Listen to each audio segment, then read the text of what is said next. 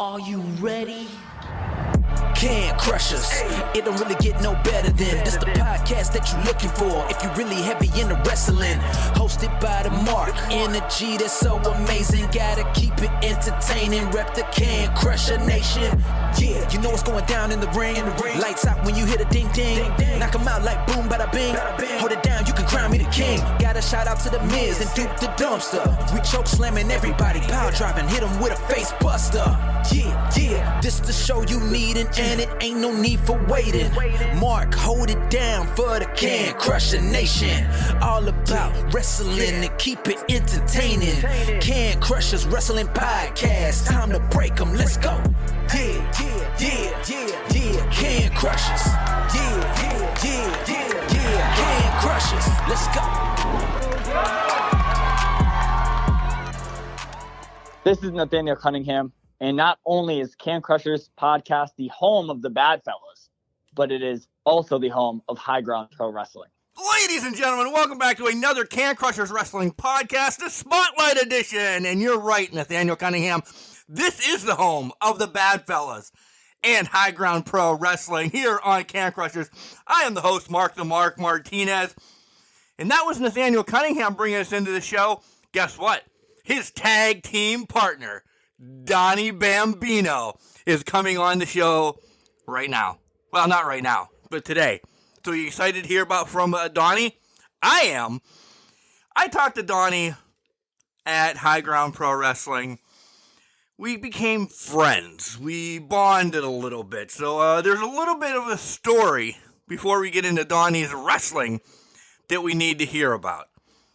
But I'm not going to let it go. I'm not even going to tell you what it's about. We'll get there. We have to do our due diligence first. Ready? Breathe with us. Collar and elbow. Hats, hoodies, tees, all the cool stuff that Al Snow and the Hooligans have down at Collar and Elbow. Again, one of my favorite shirts to wear, my purple Al Snow and Head Macho Man inspired shirt. One of my favorites for years. Still as comfortable as the day I got it. Still has not shrunk. Maybe I lost weight. No. Nothing is wrong with this clothing brand. It's amazing. It's comfortable. It's awesome. There's Shad Gaspar. There's Dusty Rhodes. There's the Monday Night Wars. There's a ton of awesome inspired shirts from Collar and Elbow. And I want to give you a discount code. After you put everything in, you're ready to buy, put the promo code Can Crushers in. Capital C in Can, capital C in Crushers. Spell it all out in one word, and you will save 10% off your entire order. That's awesome. It really is. In the days of today, you need to save money, and a promo code that simple as Can Crushers saves you 10% from an order. That's maybe enough for you to buy another shirt or whatever. It's really cool. So go ahead and push that in. Where are we available? Well, whatever you're listening to right now, and a million others. So we got Spotify, iTunes, Google Play, Stitcher, Amazon, and the list goes on and on and on. We're available everywhere, and that's what we're going to do for High Ground Pro Wrestling and the Bad Fellas. We're going to put them everywhere as well. How do you get on the show? Well, you can reach out to us on one of our social medias, which is Facebook, Instagram, or Twitter. Slide into a DM, or the old-fashioned way, which do you believe email is old-fashioned now? I was just told that from my son. Oh, you're still emailing? Oh, come on, Dad. Well, our email is cancrusher69@gmail.com. You can slide into that, too, and say, hey, I'd love to be on the show. So, yeah, that's cool. Guys, I'm excited. On the line, waiting patiently, Donny Bambino. Here comes Al Snow to tell you more about Collar and Elbow when we come back. One half of the Bad Fellas, Donny Bambino. Wrestling. A love and a passion we all share. I've started a wrestling brand. The wrestling brand. A brand founded on the aspects of wrestling. Two entities working together to create a product that connect emotionally for people everywhere. Collar and Elbow is the brand. Passion and love for wrestling is the drive. I am Al Snow, and this is Collar and Elbow, the wrestling brand.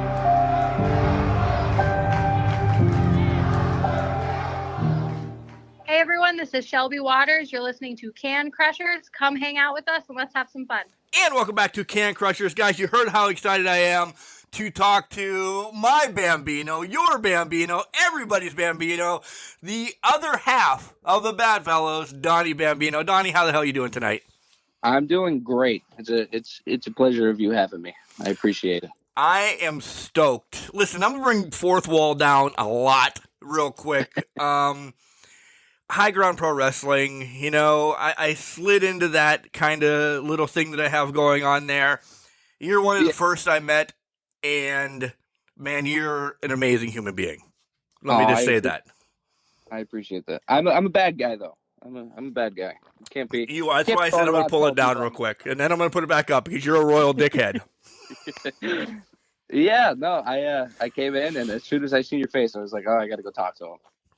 Yeah, that's exactly what you said, because you wanted to punch me in the face. Is what you said then, too? No, I'm kidding. No, as soon as I seen you, I was like, yeah, I got to talk to him. I've been listening to you since I found out about your podcast, and I was like, oh, I got to talk to him. Yeah, thank you. And before we get into wrestling, because I said later on in the night that there's a story that I heard, I'm like, I need to know all of this, because we'll get into wrestling. We are a wrestling podcast. And I'm going to swear like a trucker for yours, just because I feel that we're that comfortable. Fuck, man, you were shot in the eye? Yeah, when I was, I can't even remember how old I was. I think it was like 13, 14. Me and my buddies, we used to play with airsoft pistols. I don't know if you know what those are. I'm not that old, yeah. Jesus. Okay. But yeah, we were playing around with airsoft pistols, and we came inside after playing around, and we're allowed to curse, right? Oh, yeah. I just said fuck a second ago. So, yeah. I always have to make sure. But one of my dumbass buddies decided that he was going to point the gun right at my face, point blank. And didn't realize that the safety wasn't on and pulled the trigger. Yeah, it shot me right in the eye. I closed my eye seconds before it hit my eye. And the eye doctor said if I didn't do that, I probably would have tore my cornea. Completely shattered my eye. Oh, my God. How long were you blurry? Were you like, what's going on with it now? Like, do you have full vision out of it? Yeah, no, I have full vision. It's every once in a while my eye goes foggy. So yeah, it gets a little bit blurry, and I'll have to wear my glasses to kind of correct it. So like in my glasses, only one of the sides is actually prescription. The other one's just there for looks. Nice. But yeah, every once in a while I have to wear them. Like if I'm having a bad day, I'll wake up and my eyes are all foggy. I'll have to wear them so I can drive. Okay. That's crazy. It's crazy. The first time you met me, you actually see me in glasses. Yeah. Nobody. Right. Boom. Like, wait, who's this guy? This isn't the guy that I was told was going to be here. Yeah. Who's this? Yeah. Are they bringing in a fake Donny Bambino, like a fake Diesel and Razor Ramon? Yeah. What? No, 90% of the people that I meet don't know that I wear glasses. Yeah. But because of the story, yeah. You would never have needed them, but because of this. Yeah. Well, you heard it. One of the people backstage, she mentioned that I was wearing glasses, and I go, yeah, I always wear glasses. And you're like, what happened? And I was like, I got shot in the eye. And you're like, we're talking about that. And I was like, no. My mouth just dropped. I'm like, wait, what? I'm like, never mind. I don't want to know about it now. I need to know about it later. That was right before we went out, too. So I just went, yeah, I got shot in the eye, and then exited the curtain. Right. It was kind of like a shock factor. Yeah. Airsoft, man. You know, you hold those in your hand and everything, and you know they're pretty squishy, but I imagine projectile of 900 miles an hour that was at an inch to your eye ruin your life. I still remember, that's like the worst headache I've ever had. That's unbelievable. Good friends you have. Good friends. Yeah, great friends. I'm kind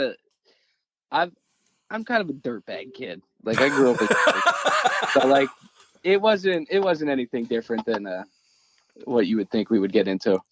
No, I completely understand this. I mean, we said in our childhood, way before your childhood was around, Yeah. if there was social media or some of the stuff that's out there now, we would essentially be in prison or just like locked in a loony bin or something. So, Yeah, no, I remember hearing that. yeah. But I Well, bring it out every once in a while that I'm worried that somebody, the wrong person's going to listen to the podcast and say, this is this crazy MFer right here. Let's get rid of him. no, I was a delinquent growing up, like really bad. I got in a lot of trouble. And the main trouble that I got into, ironically, was fighting. I loved fighting. So, this is perfect because this is a perfect place. How did you discover professional wrestling? Who introduced you? Because I'm sure that's going to lead up to you being a delinquent. So there's the pause on that story. So, originally, I got into wrestling just flipping through channels. And I was like, oh my God, these guys are beating the crap out of each other. Like, what is this? And yeah, I figured out it was wrestling. And then when I started watching it more and more, my mom kind of got worried. I know I told a little variant of this story on another podcast, but I'll tell you. I got into wrestling big, and my mom got really mad because I would watch the wrestling, and you know how they tell you not to try things at home. Right. Well, That's I was the a little first thing. delinquent. Yeah, I was a little delinquent, so I tried everything at home. And I used to do the moves on my brother and my sister, and my mom got mad and told me I couldn't watch it anymore. So I was out of wrestling for 90% of me growing up. I got back into it later on. And you're telling me you didn't go to a friend's house or some sketchy ass neighbor and try to watch it in the basement? No, actually I did. There's actually one of my childhood best friends is a professional wrestler now. His name's Aaron Roxas. Okay. Yeah, he actually he gave me my fix of wrestling. But yeah, no. Later on in life, after I had my debut match, my mom and my nana told me a story about my great grandfather, who loved wrestling, absolutely loved it, to the point where because kayfabe was really big back then. Oh yeah. So he didn't know that it was all work. So he'd get really intense in it. And they said he had a wooden chair that he would sit in right in front of the TV. And he used to get so nervous at the matches, he would rub his legs on the chair, worn the chair completely down. So when he passed away, they had to get rid of the chair because nobody could sit in it. Completely understand that, because my grandfather wanted to know why Hogan, this is before WCW, WWE combined or any of that, why Hogan and Flair never came across each other, why they're both heavyweight champions. Completely hated everything like the Horsemen were doing, that he would send me. He was my person that showed me wrestling. But when the Horsemen came on, he would make sure to be that grandfather because they were sketchy. And my grandmother would have beaten his ass if they did anything that was not good for my eye. So the Horseman came on, he's like, you know, you better leave. Your grandmother get mad at me. Not that he's going to turn it or anything. No, he's not turning it. He sent me out of the room or something like that because, you know, I was a little guy. And they did dastardly things, or they had scantily clad women with them all the time. Yeah. I just wasn't allowed doing that over summer vacation.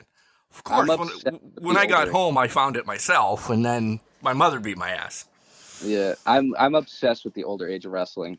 Like, just thinking about the old territories and how much heat they used to get as bad guys, it enthralls me. Like, I want to be able to get that much heat where I have people coming up to me at the end of shows with guns trying to kill me, you know? Like, I feel like that would be hilarious. Can I say it's slowly getting back? I mean, it's a slow snail's pace, but I think it's getting back to that. But I really do. So much. Like, I remember when I first started out, I never left that curtain. As soon as I performed, I would never come out of that curtain. I've gotten to the point now where it's kind of like I can go out there, I'll sign a couple autographs, take a couple pictures, but like I want to get back to the not leaving there and just being known as this asshole who just comes out and bullies kids and yells at old people. Yes. I might have you pinpointed then when I ask you your 3 wrestlers, because yes.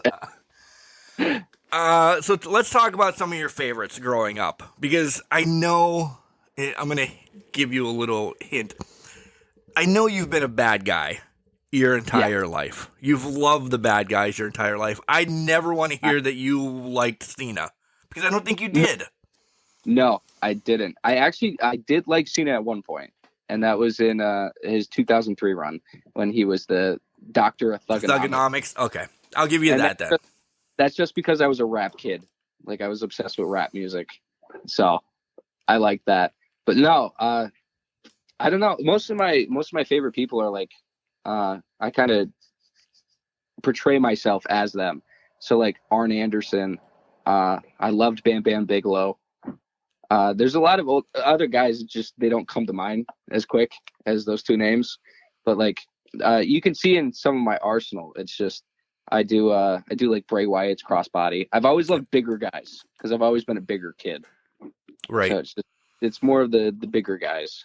I'm gonna send you a picture right now, right now, because Okay. I don't want anybody, and we're not there yet.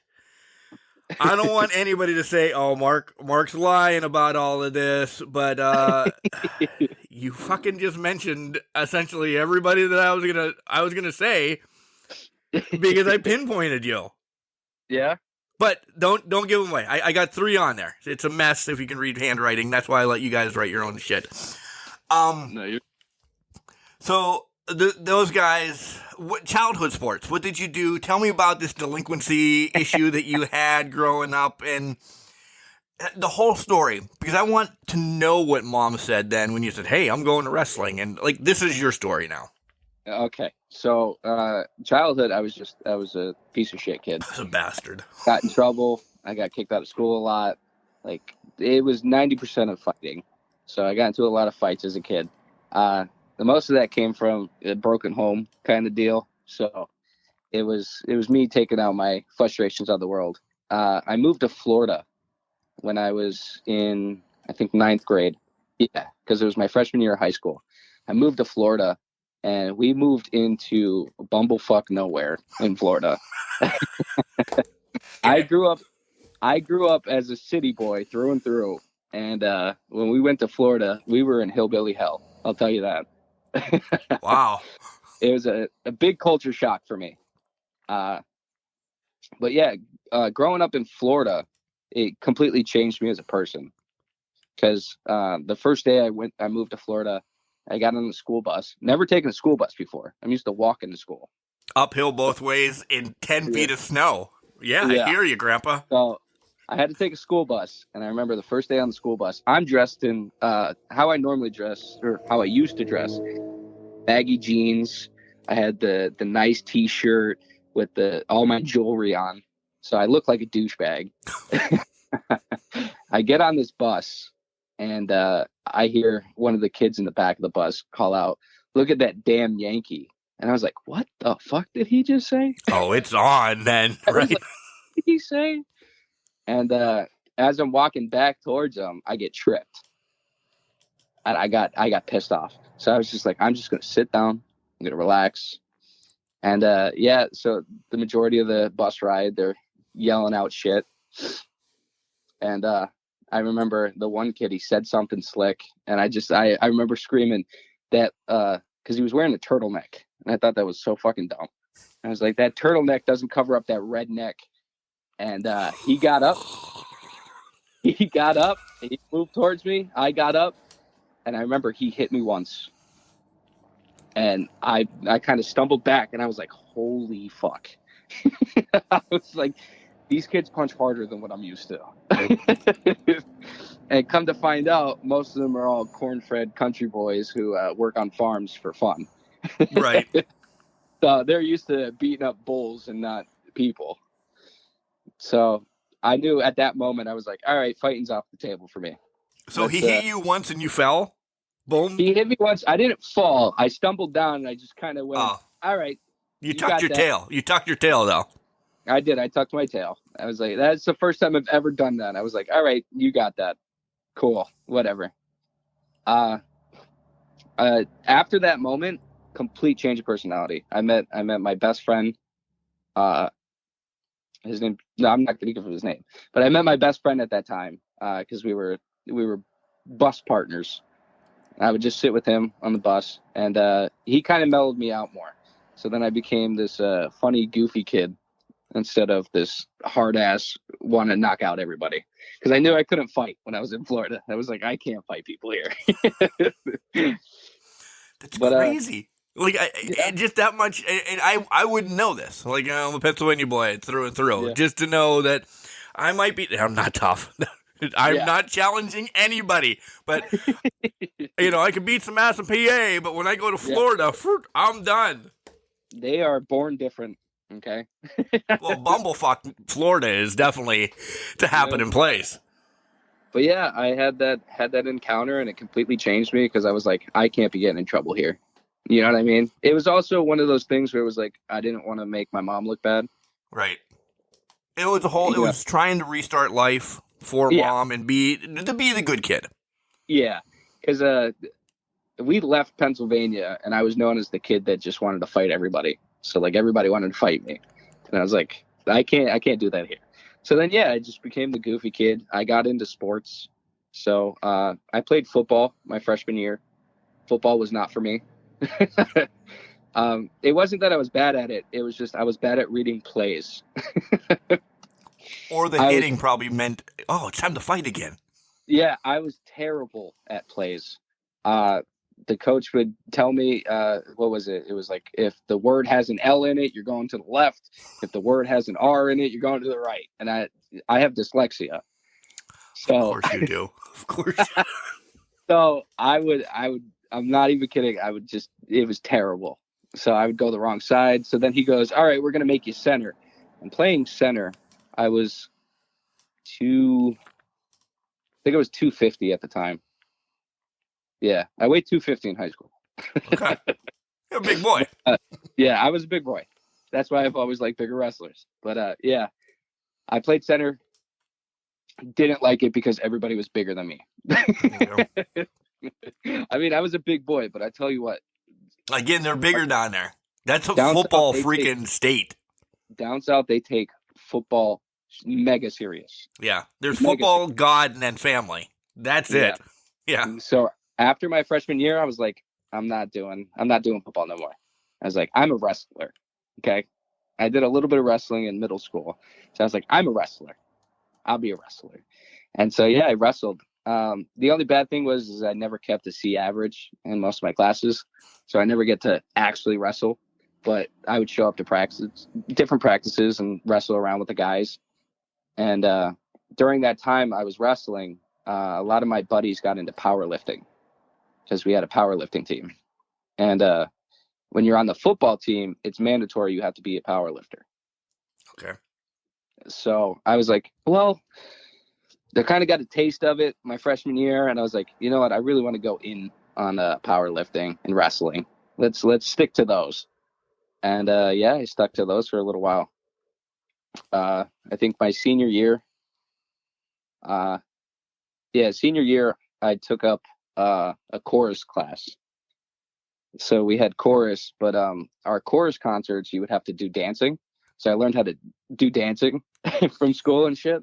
So that was fun. The stage fright to get that off. You're still building for wrestling though. Did you know that? No, I didn't know that at the time. And we'll get to that. Okay. I was slowly building towards it and I didn't even realize it.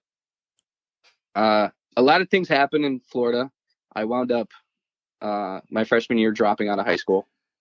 I dropped out. So everybody knows that Don never graduated high school. He graduated wrestling school though. So that's a plus on me. School hard knocks is what you graduated from. Yeah. But I never graduated. We wound up moving back to Pennsylvania because some stuff happened. And I came back here, and by the time I came back here, my childhood best friend became a professional wrestler. So I seen him start wrestling around, and I was like, oh, that's really cool. So I started going to shows with him, and I started working security for a couple of indie shows because I was like, I didn't want to pay for a ticket. This was me being a smartass. I didn't want to pay for a ticket, and completely glanced over the fact that I boxed for 3 years. Oh, wow. Between Yeah. that, I Hello. completely glanced over that. Sorry. I'm trying to like remember shit, and it's just all merging together. But Concussions. yeah, I did boxing and MMA while I was still in high school. Because How is that? Because those are the same legality wise, unless is it that much different in Florida that you can do it under the age of 18? no, so the thing is you can't fight under the age of 18. Okay, but you can practice the hell out and get your ass beat in practice. Yes. Yes. Yeah, exactly. So I was part of this team called the Fierce Fight Team. It was out of Florida. I still remember my trainer. His name's Dewey. Can't remember his last name. He was a small guy. But I already had boxing under my belt. Because that was like one thing that I used to do to get my anger out was I used to box. And it was boxing, wrestling, and weightlifting. That's how I got my anger out. So I got my cardio from wrestling and boxing, and then I just lifted. But yeah, I trained with them for a little while, and I got to the point where I was like, nah, I'm not going to do anything with MMA, so I'll give up on it. And I gave up on a lot of stuff. I was not somebody that stuck to something for too long because I just kept quitting on myself. When I moved back here, see my buddy was starting to become a professional wrestler, and I started going to the shows. I started working security at the shows, and my way of getting into the security was I was like, well, I wrestled in high school. I'm a boxer. I did mixed martial arts for a little while. Like, I'm more than qualified to be a security guard. Right. And they're like, yeah, no, that's great. We're not going to pay you though. And I go, you don't have to. Just let me watch the show. And so that's how I kind of got my foot in the door, so to speak. And when was that aha moment to say, hey, I'm going to train to do this then? Hasn't come yet.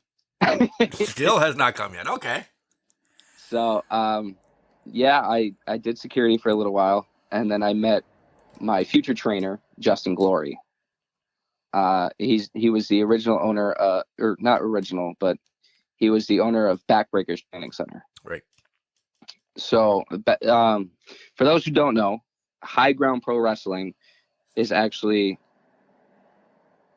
inherited from Backbreakers Training Center, or Backbreakers Training, or Backbreakers Entertainment, I think it was called. Yeah, it was. Yeah. Entertainment was on it. Yeah, so it came off of the back of that because Glory stepped away for a little while and High Ground became. So that was when I first met him. I talked to him a little bit about training originally, and me being me, backed out of it immediately. I was like, I don't want to be a wrestler. I don't want to do it. Seems like too much work. Don't want to be a wrestler. I'm cool with this security thing. Well, a few things happened here, a few personal things. Nothing too bad, but I felt like I should be in Florida. I didn't want to be in Pennsylvania. So I moved back to Florida, and I lived out there for a year on my own. Okay. Didn't take any family with me. I lived out there a year on my own. I'm about 18 at the time. Welcome to life. Yeah. Yeah. I kind of threw myself into the boiling water with that one. I stayed with my buddy for a little while, and we just kind of grew together.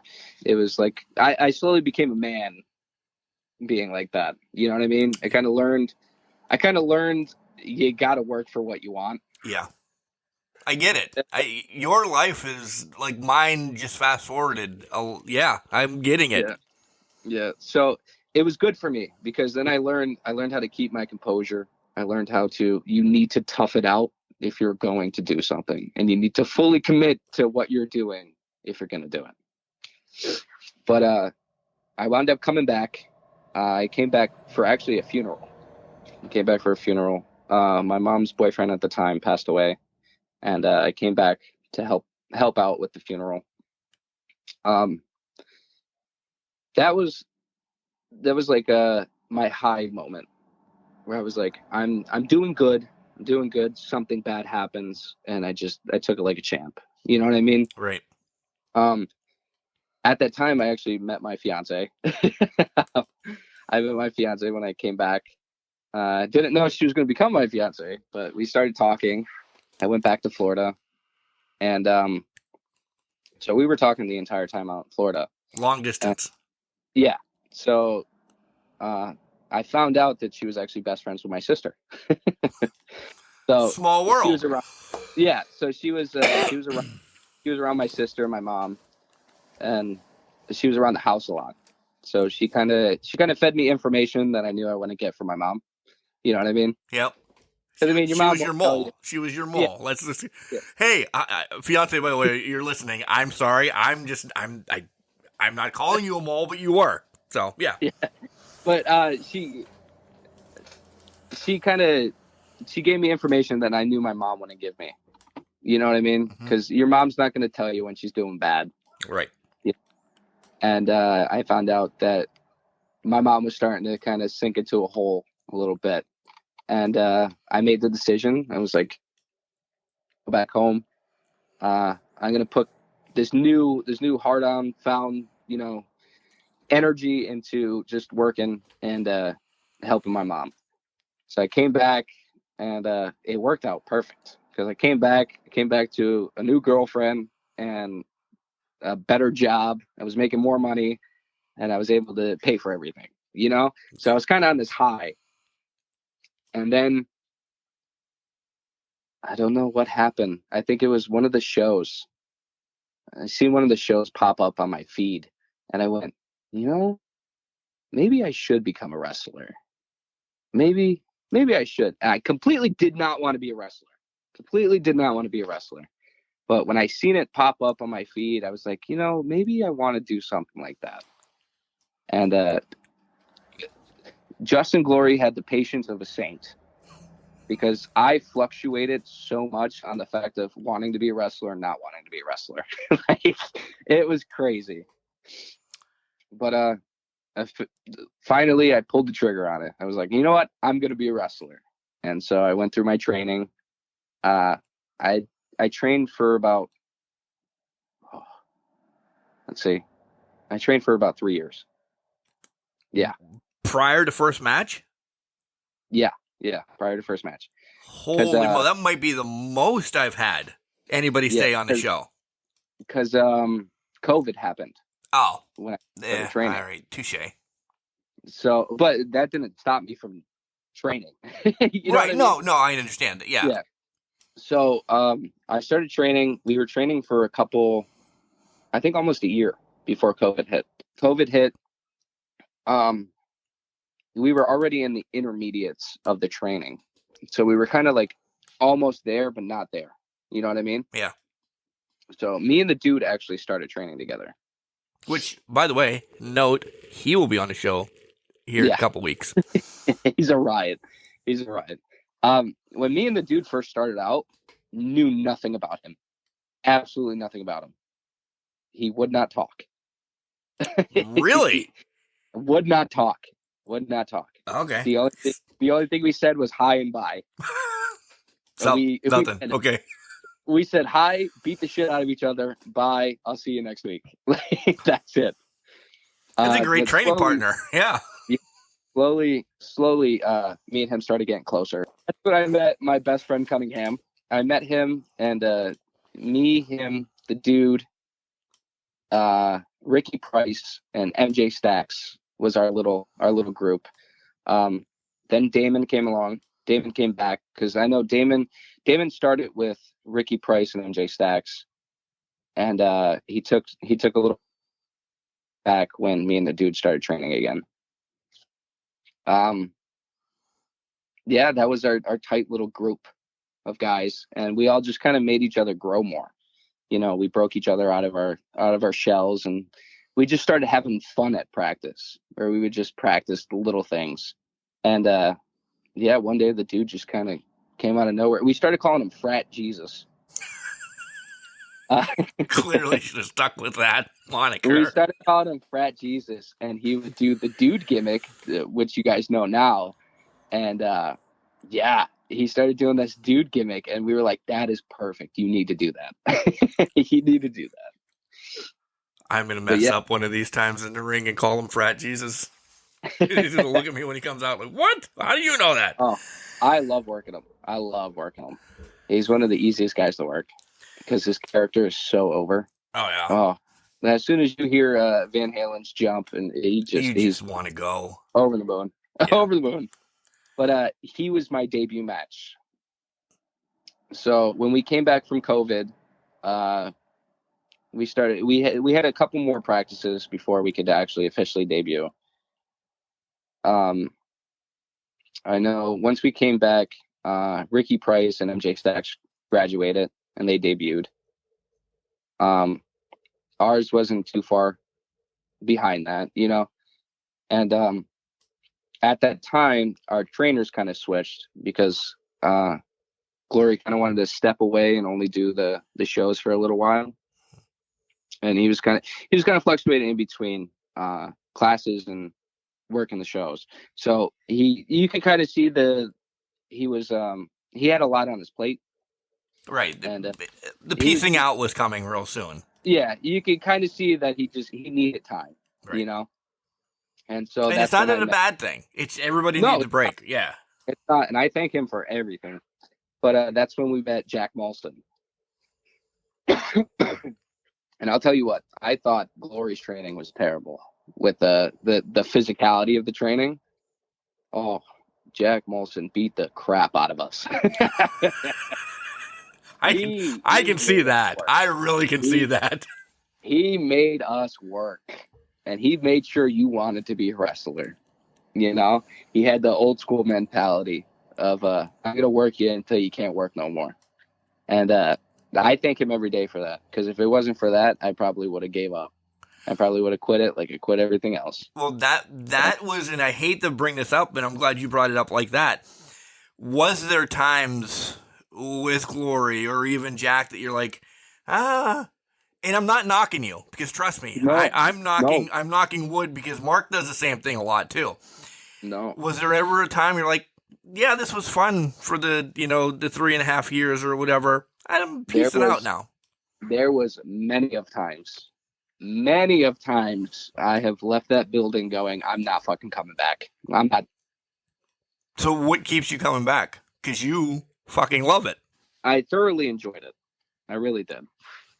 I enjoyed, as much as it sounds weird, I enjoyed getting the shit kicked out of me. But it became one of those things where the pain kind of override the glory of what was going to come at the end. You know what I mean? Yeah. I had a clear cut goal of what I needed to do. And every day I just kept reminding myself, all I got to do is debut. As soon as I debut, I can quit. Because then I can tell people, oh, I made it as a professional wrestler. I debuted, you know? And we got to the point where we were going to have our debut match. And Glory's motto was, your debut match is going to be the best match you had. Okay? Okay. He gives you ample time to plan out your match. Right. So I'm pulling back the fourth wall. Right. No, listen, Macho Man and Steamboat have already said this way before both of us were born. So yeah. Your first match, he tells you your first match is going to be your best match. And then he wants you to strive to get to that point again, where you get that adrenaline rush and you get excited and you know exactly what you're doing in that ring. You know? I love that philosophy. So our first match, we didn't have as long as what he normally lets you plan out your match for. We had maybe 2 months to plan it out, which is still ample time. A long time, yeah. Yeah. So we planned this match, and the match doesn't get an okay until Glory decides that it's a good match. So we kept reworking the match. He would give us tips. Hey, do this here. Hey, do this here. And finally, we got a good match. And we rehearsed it. Our debut match, nobody can anticipate what happened. It was an absolute banger. Okay. It was probably the best match I've had so far. Actually, I can't say that because I've had a lot of good matches, but it was unreal. Because I remember I took a picture I took a picture right before I exited the curtain. It was a picture of me with my hair all messy because I wet my hair too early. So And my it hair was all dried. messy. Yeah, and it dried. And I took a picture on Snapchat and I said, "What the hell am I doing here?" To remind myself of how I felt in that moment. And I live my life by the 1, 2, 3 method. You count to 3 and you do it. Doesn't matter what happens, you just do it. And so I stepped up to the curtain and they're ready to cue my music. And I go, once that music hits, I can't back out. I can't back out. Right. And so I'm like trying to psych myself up. And I go to give myself the 3 count. My music starts playing.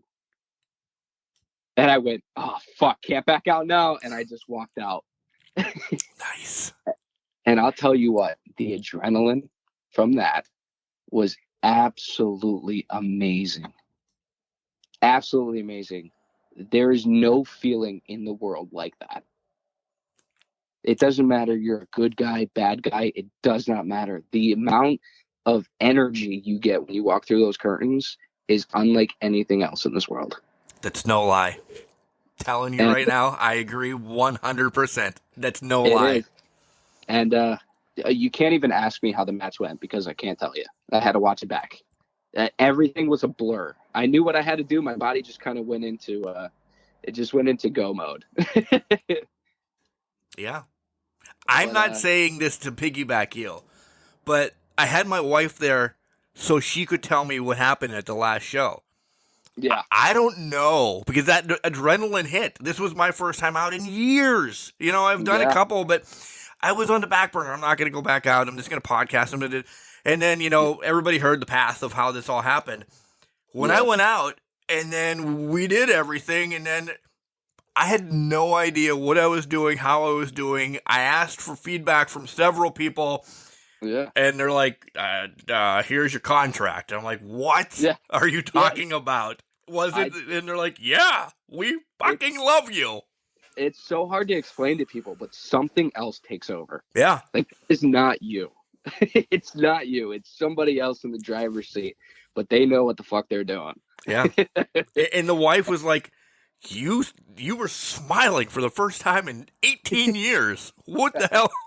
Yeah, I know. I don't know who that was.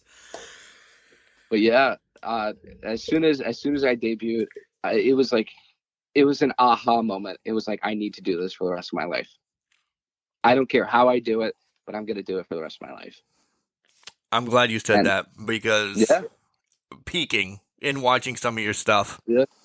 Yeah, you're great. I debuted and we already had the schematic because no matter what I did, the dude was going to be a good guy. Oh yeah, listen, it doesn't matter. So we were like, okay, you're going to be heel. And I was like, I'm going to be the best damn heel you've ever seen. Because I've always wanted to be a heel. I've always wanted to be a bad guy. And at this point, I was like very timid. Like I kept my composure. I didn't escalate the violence very fast, you know. And as soon as I walked through that curtain, I seen a kid, made him cry. I'm yelling at everybody. I turned into the biggest dirtbag you have ever seen. And that gives you so much more. That just gets your blood boiling so much more. And I was like, these people hate me, and I'm going to make sure they hate me, kind of thing. And so me and the dude, we had a great match, and then the rest is history. I've just been going at it.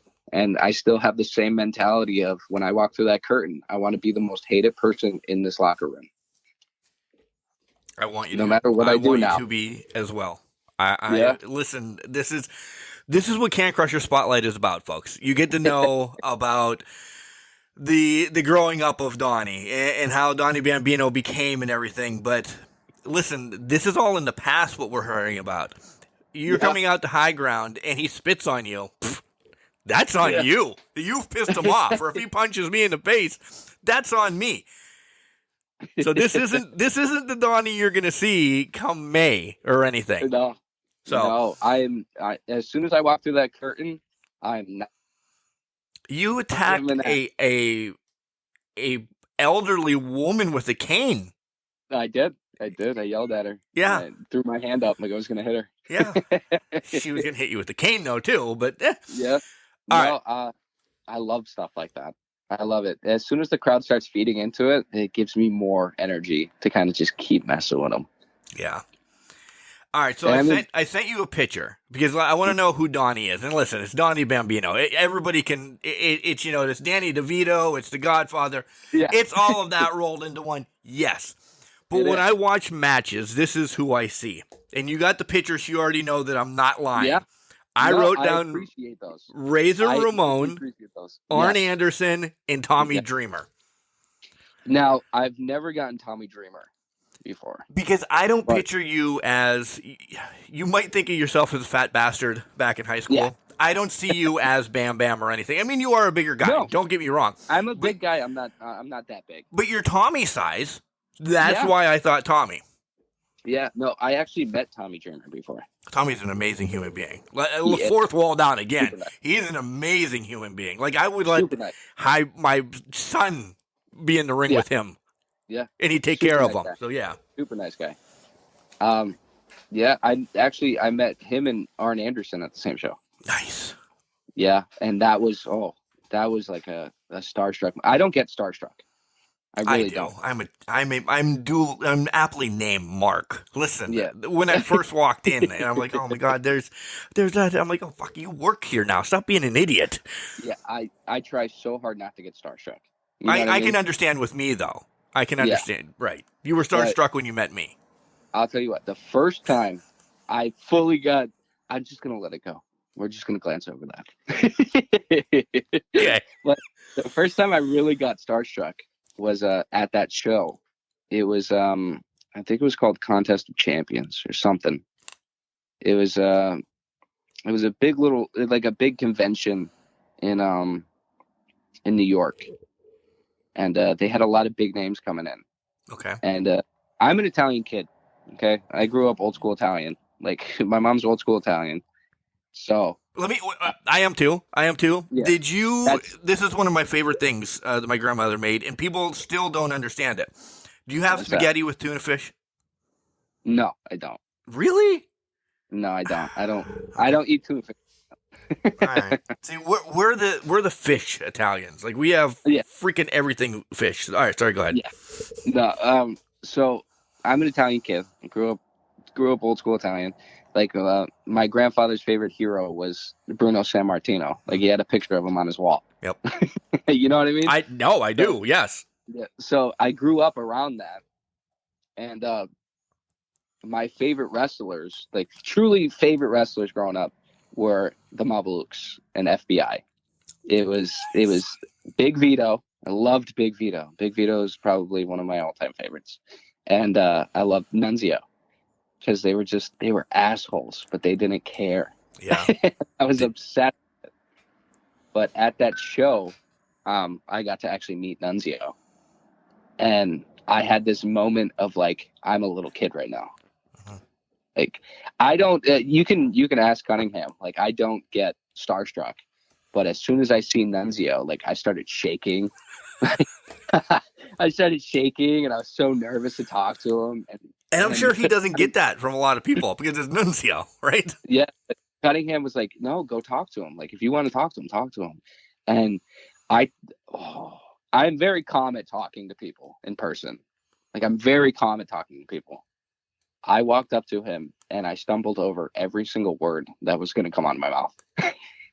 I go, it's very nice to meet you, sir. Like, I'm a big fan. And he goes, are you a worker? And I go, yes, I'm a worker. I do an Italian gimmick. I don't know why that came to my mind. But oh. And he goes, oh, so you're stealing my shtick. And I go, no. Like, I don't want to take your thing. I don't do the hand gesture. And he goes, I'm fucking with you, man. Relax.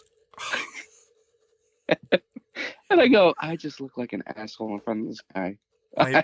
My favorite guy in the world. I know I'm an idiot. But it was so cool. It was so cool meeting him. He was understanding. Like, I mean, they're bigger stars. They get it. Right.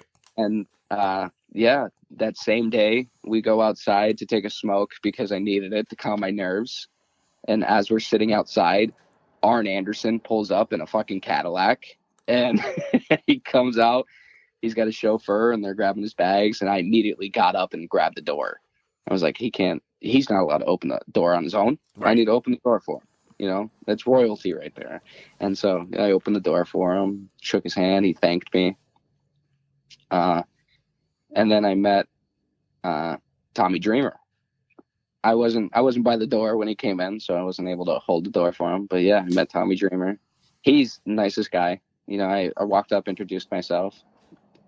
And yeah, that was one of the most surreal moments, was meeting all those people, and they're all there just like I am to do the job and go home. Right. They're normal human beings, as we both are. We put them, and it's good. We put them on that pedestal because they belong on that pedestal for what they've done for the wrestling business. They do. All right, we've rambled. We talked a lot about wrestling, but let's know a little bit about day off stuff before we get to the, listen, you know the podcast. Before I ask you a couple harder hitting questions I have. Day off stuff. What do you like doing? You and the fiance, you and mom. I mean, do you go to a baseball game? Do you go hiking, fishing? What do you do? No. None of it. I hate all that stuff, Mark. My day off consists of working. Yeah. I don't really have days off. Right. If I'm not doing one thing, I'm doing something else. So I work all the damn time. If I'm not working, I'm at the training center practicing. If I'm not practicing, I'm at the gym. If I'm not at the gym, I'm at work, kind of thing. You gotta have some nerd stuff that you like, though. I do. I'm a big comic book fan. It goes hand in hand with wrestling. It really does.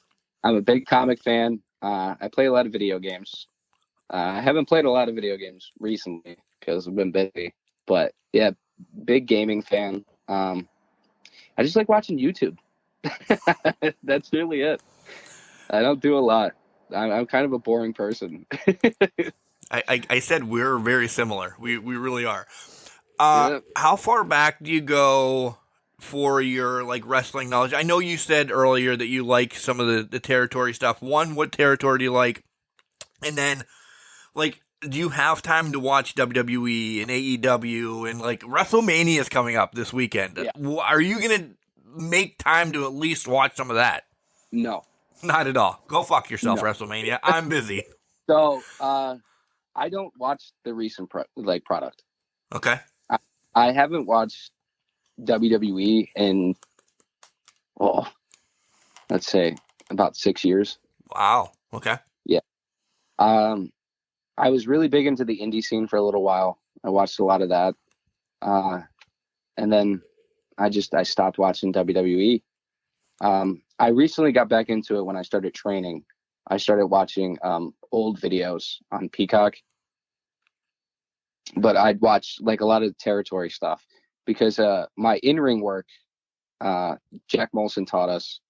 He said it was key in wrestling to wrestle old school, where it's just the story. It doesn't matter what the moves are; it's a story.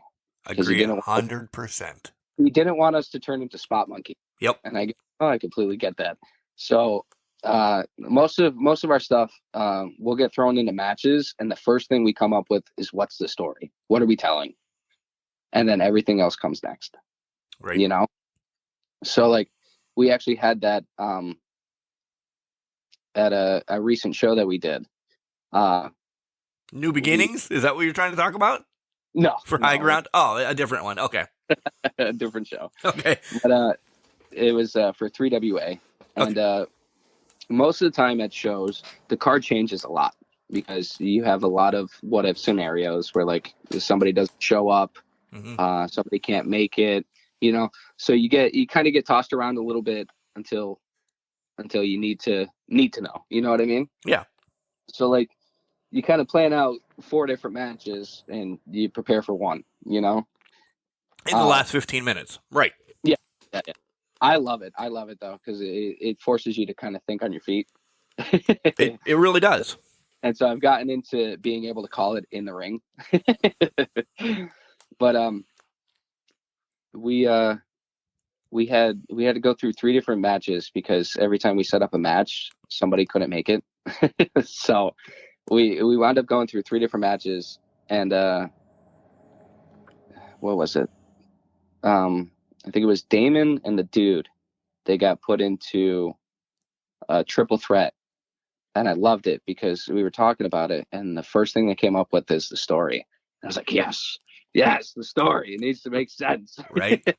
It does. But, yeah. If there's no story, I don't care about the moves. You remember the story. Are you going to remember that Ricochet did a headstand into a cartwheel into 6 somersaults before he hit a clothesline? Or are you going to remember what happened in the match storyline? Yeah, it's like crazy moves are cool, but everybody's going to remember that storyline because everybody wants to be invested in the story. Yep. It's like, what is the story you're telling? I know we had a mess up at one show. They booked me and Damon Dante versus face team. It was nice and smooth. So at the time, I'm a heel and Damon was face. Damon's like a super baby face. Yeah. Yeah. Or he's kind of like an anti-baby face kind of. You know what I mean? Right. Because he's got that darker gimmick. Now he's heel at High Ground. I know he's heel at High Ground. Yeah. But at the show that we were working at 3WA, he was face. So they threw it together and completely forgot that Damon's face. And so they're like, okay, we can change it. I go, no, don't change it. They're like, why? I was like, we can turn this into something. Watch. And so we told the story of me and him as a dysfunctional tag team. And that later on translated into other shows where it turned into a feud between me and him. Right. That perfect storytelling from match 1. When you focus on the story, it doesn't matter what you do in the match. Right. Because, I mean, we lost the majority of those matches. Yeah, and it can lead to so much down the line. I mean, that's a year of booking. Yeah. And it's easy. I don't want to say it's easy booking because there's things that you have to do and everything, but the story's there. It's written for you. So we've told 3WA, it's like, you guys book the matches. It doesn't matter what you book. Just let us know and we'll come up with the story if we need to. You know what I mean? Yeah. Or if there's no story there already and you don't have a story for us, we'll come up with it. You know? And 3WA has been really good at trusting, you know? That's good. Yeah. That's good. Yeah, big shout out to 3WA because without them, I probably wouldn't have as many reps as I do, you know? No, you're going to get a ton at High Ground now. We're going to get a ton at High Ground. And we're going to get to talking about some High Ground wrestling. But we're going to get through the tougher questions and everything because these are kind of my 2 favorites. I love knowing the best advice you got behind the curtain or somewhere. So I want that. And then you're going to know the next question, so I might as well just throw it right back at you. Wrestling's got a lot of craziness built around it, some dirt, some this, some that. What will you want to erase from wrestling if you could, like instantly? Snap of the fingers, so. Okay. So which one do you want me to answer first? It doesn't matter. I threw them both at you because you're going to bounce anyway, so go ahead. The first thing is the best advice I've gotten is, I've gotten a lot of advice. Hold on. Do you have it written down? Are you searching it up? No. Okay. No, I'm going through my brain, my Rolodex, you know? Yeah. This is going to be a while, folks. No. But, no, the best advice I've gotten is probably, oh, man. I had something and I lost it.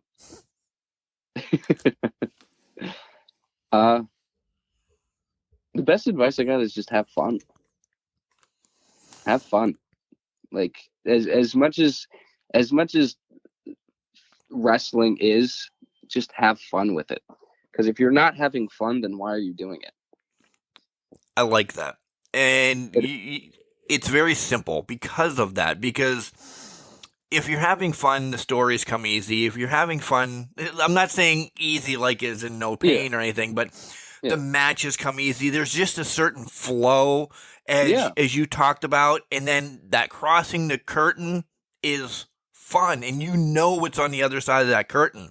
Just pent up energy of like, here comes Donny fucking Bambino. Look out, right? The thing is you're a character. Yeah. Like you're a character. Most people play themselves, but like you're a character. You're a caricature of yourself. Like you're not actually you, because nobody's going to care about you if you just walk out there and go, I'm going to beat up this guy. No, nobody cares about that. Right. Go out there, be a character, have fun, interact with the crowd. It's what gives wrestling its juice. And Like, they'll interact back, and you're right. It gives you that juice. Yeah. And it also ties into the second question. The one thing that I would cut out from professional wrestling is politickers and people that don't want to fucking be there. Like, if you have to politic to be something, okay, we'll pull this back. Okay. And I know I'm young in the business, but it's something that pisses me off to no end. If you have to politic to get somewhere in the business, you shouldn't even get the chance to do it. You know what I mean? Mm-hmm. I get that, like, there's certain cases where politicking is okay, but there's some where it's like, why would you politic? Wins and losses do not matter in this business. What? They do not matter. That's blasphemy. How could you say that? I'm telling you right now. I'm kidding. I'm telling you, Can Crusher Universe, wins and losses do not matter in this, okay?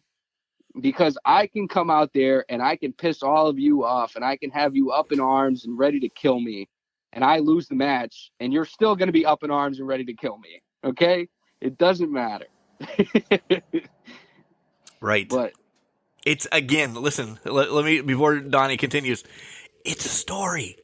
This is a story-based business. Sport. Entertainment, whatever you want to call it. I think it's a sport, but however you want to say it, it's story-based. And seeing people politic to win matches, it pisses me off. It's like, why do you have to politic to win the match? Like, it doesn't matter. It's do your not character right. You won't have to politic. Exactly. You work the right way and people actually get behind you, you don't have to politic. You don't. Yeah. I mean, if you have an idea and you bring it to a booker or you bring it to whoever's in charge and you go, hey, this is a really cool idea I've been thinking about, that's one thing. But if you go out of your way and go, hey, I need to win over this guy because I need some more wins. No, you shouldn't get that. You shouldn't get that. The other one that you brought up is creative. That really, I don't think that's politicking. That's just you working out, a spot or a match or, your gimmick or something like that. You can call it politicking, but it's really not. That's just you building your brand. The other one, hey, you're going to go up to, Jack and say, Jack, I really have to beat up Mark so I look like a bad guy. Because I was just on a show and, we pulled the curtain back a little bit. I just need to punch him in the face to really look like a bad guy. No, you don't. I mean, I have a feeling you're going to at some time, but you don't need to because you're a dick in general. Yeah, I don't have to politic to do something. Right. Just do it. If it makes sense, they'll tell you it makes sense. Yeah. Because most of the bookers and most of the promoters, they've been in the business for a little while. Yeah. Like, they will tell you, hey, that doesn't make sense. Why would you do that? You know what I mean? Yeah. I love it. I love that you had the brass balls to say that because a lot of people are scared to say that. Well, listen, I know I'm young in this business and I still have a lot to learn and I'm looking forward to learning a lot. But there's some things that when I see it, it pisses me off. And I am not one to shy away from telling somebody that they're pissing me the fuck off. I'm very confrontational, and I'm okay in confrontation. Yeah, let's revert back to why he went to Florida and got his ass beat and sat down on the bus. Yeah, exactly. What do you tell a little kid if you're in and around and the kid talks to you? Because I know that's far between a kid wanting to talk to you. What do you tell a kid that wants to be a professional wrestler, though? I'm gonna pull the old school. Don't get involved. No, do it. If you really want to, and you are really set deep and you want to become a professional wrestler, do it, because there is nothing better in this world than that brotherhood you build with the people you come up with. It is probably the most amazing thing I've ever done. It's kind of given me a new look out on life, where it's like, okay, this is something cool that I have now that I can pass down if I want to. You know what I mean? Yeah, I really do. I really do. Someday I'll do my own spotlight and talk once I have a few more shows under my belt or anything like that. But yeah, I'll be waiting for that one. Somebody's going to have to come on and ask all these questions. So maybe the Bad Fellas or Shelby or somebody like that comes on and talks to me. But yeah, I mean, listen, one show in, and I just, again, fourth wall. I feel like you guys are all got my back, and it's really cool. That's why I have the big head. If you listen to the weekend show, my God, I'm the owner of it now all of a sudden, right? I love that how you mentioned you're going to get fired before you even start. I love that. Love that. I'm gonna probably. I know you're going to speak for Nathaniel here, but goals for 2023 for the Bad Fellas, and then kind of just Donnie on his own. All right, goals for the Bad Fellas. We're taking over. We are taking over. Absolutely taking over. It doesn't matter what the place is. We're taking over. We're going to be the best tag team in 2023. I can promise you that. Okay? Because we're just a bunch of young, hungry guys that just want to wrestle. That's it. That's the end of the story. We just want to wrestle. Okay. So what about Donnie? What's Donnie want to do 2023? I mean, listen, Nathaniel's great. I love him. Everybody loves him. Everybody hates to love him. You know, he's that little Weasley guy in the back corner. Still, Donnie's got to have something too to say, hey, Donnie's thing is he needs to explore his character more. He needs to start opening more doors in his character. We need to work on the Don, so to speak. Maybe a little Salvatore Sincere. Yeah, maybe because the character's good, but the character needs more. Tweaking. I understand. You never stop tweaking. No, you don't. You don't, because there's Dawn 2023, and then there's got to be different Dawn 2024. Yeah, because once you stop changing and stop having fun, the character's dead. Yeah, character's dead in the water, and you can't get back from that.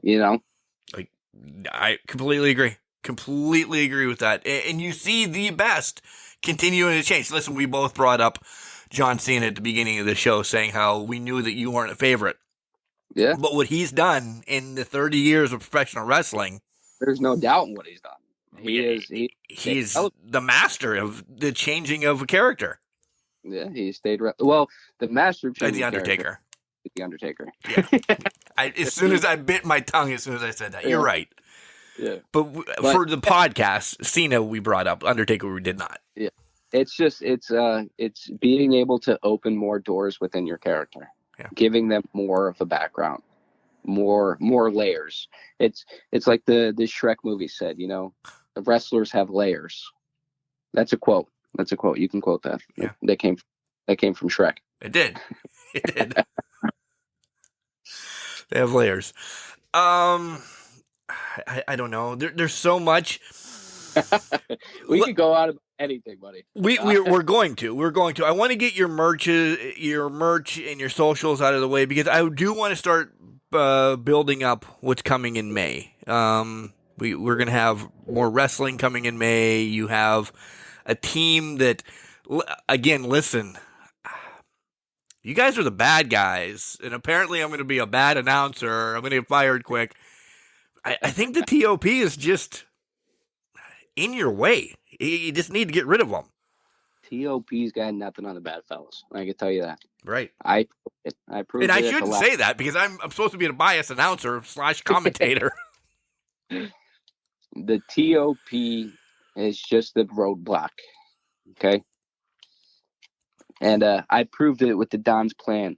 Okay, because the Don's always got a plan. I don't know if you realize, but those steel chairs had the words "the Don's plan" written on them. I saw that. It was a laid out plan from early on. Win, lose, or draw. I was just going to say, you didn't care if you won or lost the match. You took care of business. Win, lose, or draw, somebody's going to wind up with a broken jaw. Okay? I can promise you that.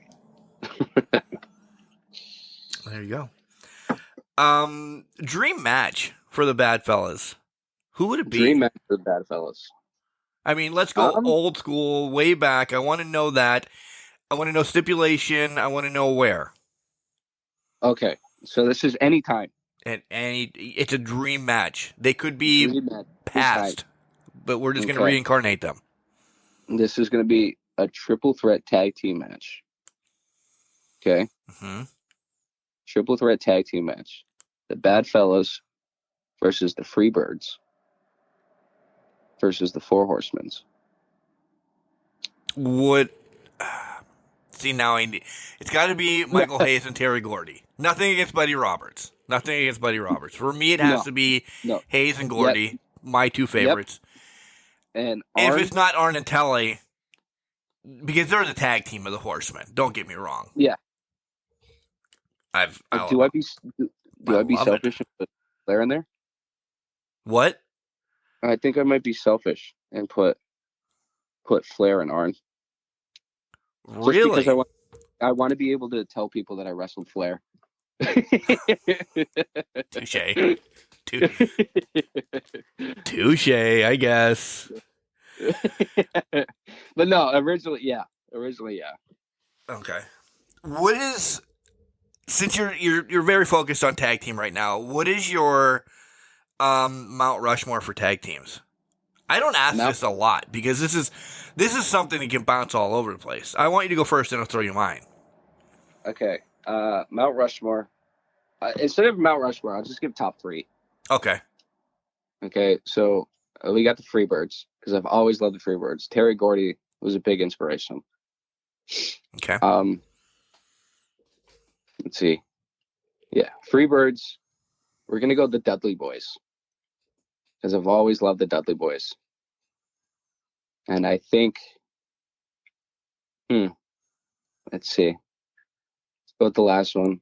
I'm not gonna do the Four Horsemen because I already got the Freebirds out of the way.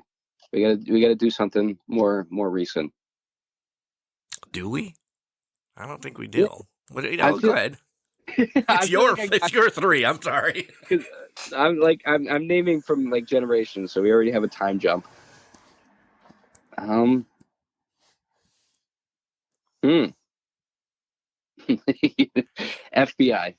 for the final. Okay. Yeah, that makes sense. Yeah. I have to go with 4, the top 4, because one team is synonymous with the other team, so I can't put one above the other. So it's a Rock and Roll Express, Midnight Express, without a doubt. You know, those two they're 1 and 1A, 1A, 1B. Those two are just they're my number 1. Yes. Yeah. I love the Dudleys. I want ECW duds instead of, anything WWE did. Okay, what point? At what point? Do you want early on Dudleys? I want you want Bubba Ray and Big Dick Dudley? No, Bubba Ray and Devon. So we're looking at like 97 when some of them like trickled away. Gertner was still there though. Big Dick would come back and forth. That sounded horrible. I wanted to be a Dudley boy. Who didn't want to be a Dudley boy? I wanted to be the long lost Italian Dudley boy. There's still a chance. The Don Dudley. Big Don Dudley. Yep, yes. So Midnight Rock and Roll, number 1 and number 1. Dudley's. So this is where my number 4 would come in. Yep. It bounces sometimes. There's sometimes like I want the technical team of Arn and Telly, of kind of the Brain Busters. Oh, I could take a guess. I know what it is. What? You're a big fan of Deuce and Domino. I loved Cherry, but I did not love Deuce and Domino. That's a lie. I did not. I don't know. If you want to say relevant now, I would have to be Red Dragon because I love O'Reilly and Fish. Then if we're going to go now. Yeah. Those two. That's a good one. Yeah. That's a good one. But, yeah, I don't know. So what else is up? then? I know you got high ground and you trickle around. Where else would you like to go in 2023? Tell me what's up for essentially the Don and the Bad Fellas. Wherever they'll have me. It's really that easy. If Kentucky calls tomorrow and says, "Hey, OVW, yes. You're going." Yes. In all honesty, wherever they will have me. Okay. So I'm going to pull back the curtain a little more. Cunningham does all of our bookings. You're really pulling back the curtain. Shit, I never wanted to bring this up, but okay, go ahead. No, I let him take the reins with that. Okay, he'll message me on a Thursday and go, "Hey, we got a match Saturday. Meet me at the center." Okay, cool. I'll meet you there. So like, I let him deal with all that because I know he'll find the best spots for us. Right. So it's honestly wherever, whenever, and that's not saying a promoter can't message me and ask me if we have free dates. Because if you message me, I'll message you back. I'll let you know if we have free dates or not. It's not like I refuse to do it. It's more of I trust Cunningham. Well, I'm not saying he's your business leader or anything like that, but no, there's always one, and you ask any amazing tag team. I've had some on. I've had Manny Fernandez on, and he talked about when him and Rick Rude. Like, Rude did that stuff. Manny just showed up. Yeah, you're essentially Manny Fernandez. You're just showing up.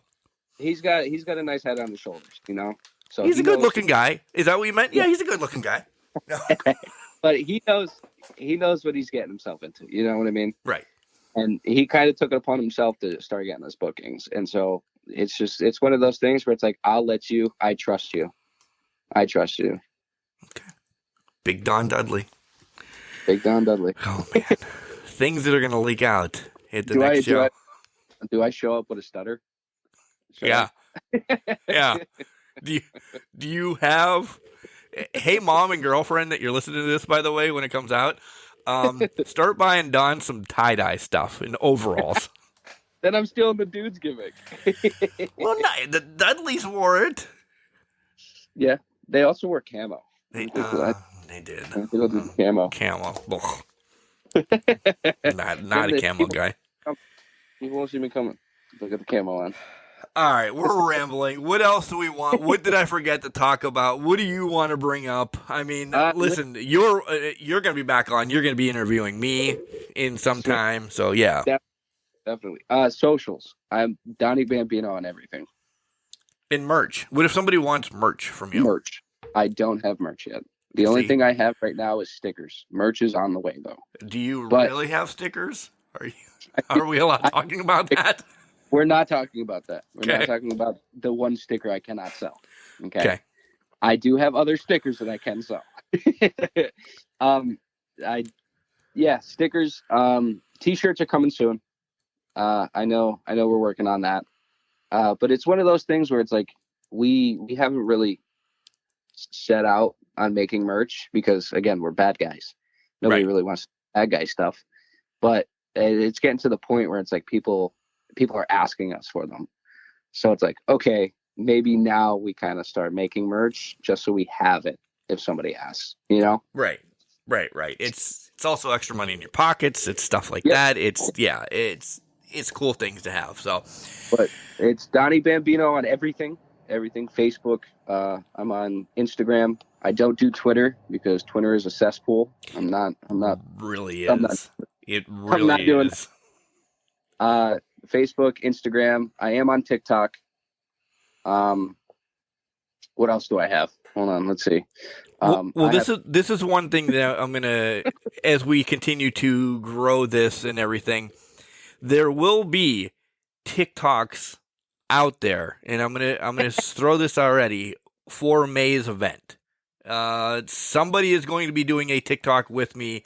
If I have to put them in a headlock to do a dance or something, we are going to, from here forward, somebody on this roster, each show, one or many, will be doing something TikTok with me. I'm throwing that out there. That's going to be my shtick that we're going to be doing. I don't know what it is. Each time it's going to be, all right, Bad fellas have to dance with me to, I don't know, something by Taylor Swift. I'm trying to think of more socials I have. I have PayPal if you guys want to send me money. No, I can't do that. Is that really a social? But no, yeah, just follow me on everything. It's simple. You just hit like, follow. It don't matter. But we also have the Bad Fellas page on Facebook. We have a Bad Fellas TikTok. So we have that going out there. Guys, all I want to do is say one thing, and this is for across the board, and it's not just High Ground. This is what you get when you support indie wrestling.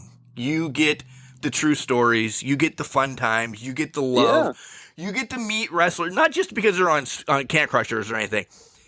They do come out. They'll spit on you, they'll shake hands, they'll kiss babies, they'll do all that. Listen, you don't get that each and every show with the big guys. Support the little people. And I'm not saying, High Ground is little. I'm just, or anything. This is where everybody started. This is how you build them. If you want Donny ever to get to Impact, AEW, you have to take that step here. Along with Nathaniel and Shelby and the dude and everybody who we mentioned. Just support it. I'll be all right once they're big and they forget about me. But just support these guys. Because listen to the love he has for wrestling. He was a complete dickbag as a child. And I didn't want to be a wrestler. And now listen to the love that he has for the sport. You really have me off kilter tonight because it's a true story and I love it so much. Usually I do that at the end of the show. But I want you to hear it. My goal is to come on here and just go. Just go. We're pulling back the curtain. We're just having fun. I'm just talking to a friend. That's it. That's really it. And that little sentence right there, just listen, we've met once. We've talked twice now. Yeah. He just called me a friend. That means more. Dad moment. Right there. Yeah. You've heard him before. Had a dad moment on the show. There we go. This is a win across the board. Thank you. Well, if you go out of your way and you help support something, it's kind of hard not to call you a friend. You know what I mean? Touche. You're supposed to be bad. Remember, we're wrapping this up. You have to get bad again. Spit on me or something. All right. I'll punch you in the face or something. What would Donny say? I don't know at this moment. I really don't. Maybe I need another Guinness before we wrap this up. Donny, I had a blast. I appreciate it. I did too. Ladies and gentlemen, Donny Bambino, the Italian badass, one half of the Bad Fellows with Nathaniel Cunningham. Got a little bit out of hand there. It really did. Our love for each other just sprung up. We really had a blast today. We really did. You heard some stories that I'm not sure if I knew Donny was going to talk about or anything like that. But hey, this is Can Crushers. This is kind of, get your feet wet with High Ground Pro Wrestling. If you heard anything from this past weekend show about how excited I was that I worked with High Ground and this, that, and the other, Donny brought it up to the forefront that I might be fired from there before I even start. And it was just, these are the kind of interviews that I love. Like, there was no notes taken for this. There was no preparation for this. This was, I knew I was talking to a friend, and we're going to talk professional wrestling, and you're going to hear his story. And I'm excited to bring you that for everybody at High Ground. You've heard Shelby's, you've heard Nathaniel's, you've heard Donny's, more to come, and then maybe even a T.O.P. I don't know. We'll have to put them maybe on the back burner a little bit farther. I'm a bad guy, right? I'm a bad guy. Razor did it so much better. Donny, thank you once again for coming on the show. It was a blast. Guys, go out, support Donny, follow all his socials, follow High Ground Pro Wrestling as well. Make sure you keep watching. Tickets on sale soon for the May show as well. So, yeah, you'll see me there. Remember, just because you're trash doesn't mean you can't do great things. It's called a garbage can, not a garbage cannot. Tell your loved ones you love them, because you never know.